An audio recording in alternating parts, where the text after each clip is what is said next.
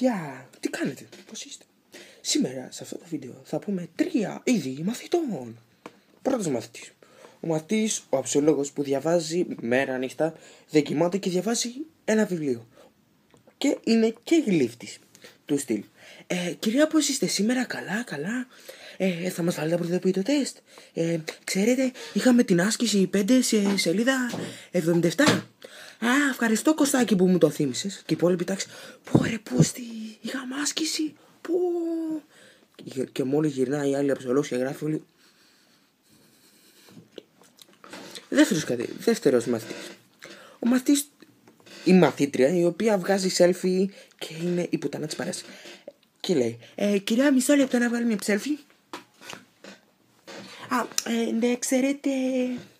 Ναι, μισό λεπτό να πάω στη τουαλέτα.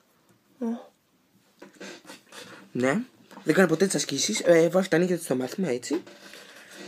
Και τρίτος μαθητής, ο μαθητής, ο μεσαίος. Μία διαβάζει, μία όχι. Κάνει και τις κοπάνες του. Αυτά. Έρχεται, μπαίνει στο μάθημα. Άρχισε και κάνα 2 λεπτό, 3 λεπτό, έτσι για να σπάσει τον πάγο. Και καμιά φορά έτσι κάνει και καμιά κοπάνα για να χαλαρώσει. Και ένας τελευταίο, όπως ο μαθητής, ο οποίος έρχεται με κάτι σορτσάκια μέχρι τον κόλλο, ξέρω.